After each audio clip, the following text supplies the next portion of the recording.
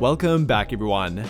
With about a month and a half until the trade deadline, there are no shortage of trade targets for the Lakers, with them now having been linked to over a dozen of them. I talked about the possibility of them trading for Zach LaVine or DeMar DeRozan and Nikola Vucevic in an earlier video, but they're not the only players who have been linked to them during the past week. And following the injury to Anthony Davis, which might not be as bad as we initially thought, the Lakers had begun looking for more center depth. They were once again linked to never-ending trade target Miles Turner, but I really doubt they ever make a move for him, and especially with it now being reported that Indiana has begun talking about a contract extension with him. However, Turner has not been the only big man on their radar, as they have also been linked to Orlando Magic center Mo Bamba. I wouldn't call him a new target for them, but it's the first time we've heard about him being linked to them this season, and with the Orlando Magic clearly being in a rebuild, they're one of the few teams who'll be selling at the trade deadline. Not only will Mo Bamba be available though, but teammates Gary Harris and Terrence Ross likely will be as well. They have both been Laker trade targets before too, with that being particularly true of Terrence Ross, who along with Mo Bamba has once again been linked to their team. According to Jake Fisher of Yahoo Sports, they are interested in both of them. I mean, it has kind of become a yearly tradition for the Lakers to inquire about Terrence Ross, and luckily for them, he is likely at the lowest value of his entire career, which would likely apply to Mo Bamba as well. They are both minor parts of the Magic's rotation, and are definitely not a part of their long-term future, and that's beginning to look like a trend for Laker trade targets, as along with those two, they are continuing to be linked to Cam Reddish, who was outright benched by the New York Knicks earlier this month. And while they might not be the big names that the Chicago Bulls have to offer, they would definitely come at a cheaper price, which would make them much more realistic trade targets for them too. Would they actually be worth going after though? And how much might the Lakers have to give up to acquire them? We will talk about exactly that in today's video. Before we do that though, if you are looking to test your knowledge of the NBA, then be sure to check out PrizePicks and the absolute no-brainer promotion they are offering for Christmas. You can pick reigning MVP Nikola Jokic to have more or less than 0.5 total points.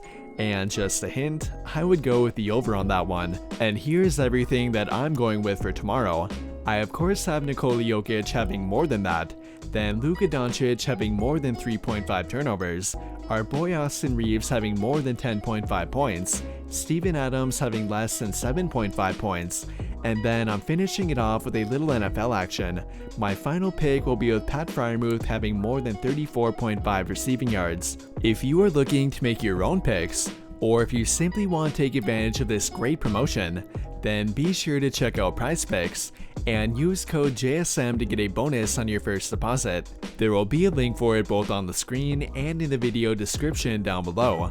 Without further ado though, let's get back to today's topic, and we'll begin by briefly going over an update on Cam Reddish, as I don't feel the need to spend a bunch of time on it.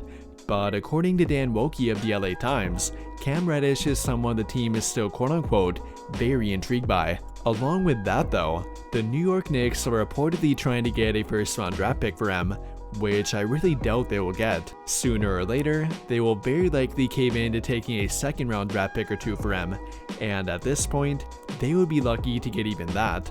They have demonstrated the picture-perfect way on how to devalue a young player, and for once, the Lakers could be on the other side of that. It might not seem appealing to trade for a player at an all-time low trade value, but that is often the best time to make a deal for them, and that is what the Lakers are trying to do here.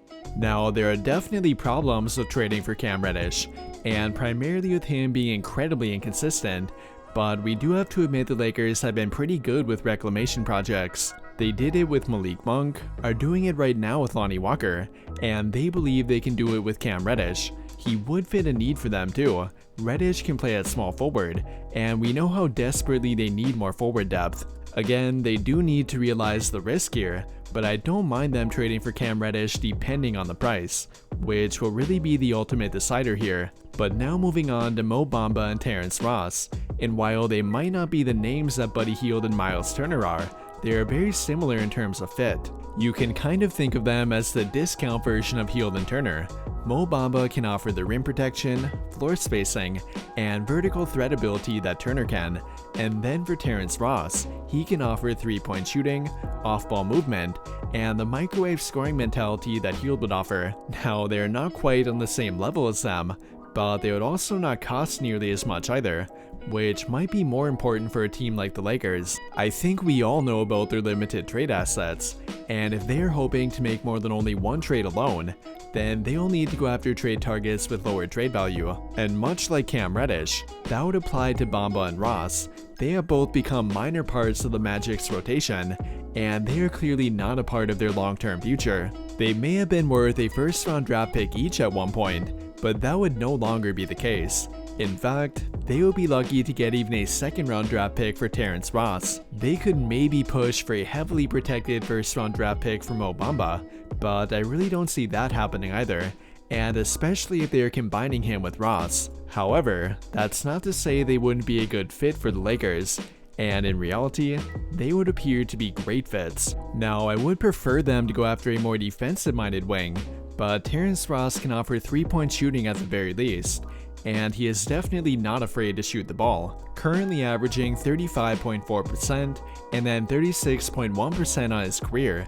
He would not be a bad option to throw in with Mo Bamba, who would really be the main priority here. I do think he has become a bit overrated by a few fans, but he would definitely be a solid fit for them, and especially if they are dealing with an injury to Thomas Bryant now too. Mo Bamba has become one of the better 3-point shooting big men in the entire league. He shot 38.1% from 3 last season, and then is currently shooting 39% from 3 this season. There are no guarantees that he will keep that up, but we know how valuable a floor spacing 5 can be around the Lakers' big 3, with that being shown right now through Thomas Bryant. Unlike Thomas Bryant though, Mo Bamba is known for being a rim protector.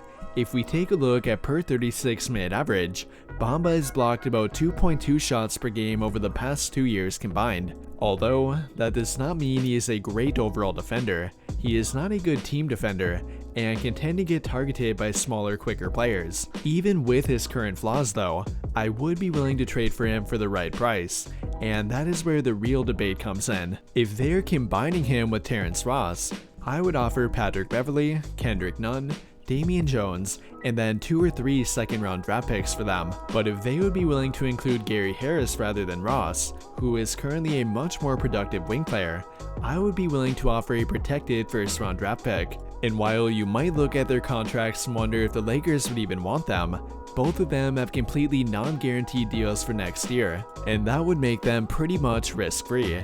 Now, they would not want to give up a first-round draft pick to simply let them walk, but it would give them more options if they underperformed. With all of that being said though, what do you guys think? Would you like to see them go after any of Cam Reddish, Mo Bamba, Terrence Ross, or maybe even Gary Harris? Let me know your thoughts by commenting down below and we can talk about it there. That will do it for this video though. Big thank you to those of you who took the time to watch until the end of this video, and until the end of all of my videos in general. I really hope you enjoyed it, and if you did, be sure to drop a like on the video, subscribe to the channel if you have not already, and turn on notifications to get notified right away when I drop a new video. But as always, thank you for watching and have a great day.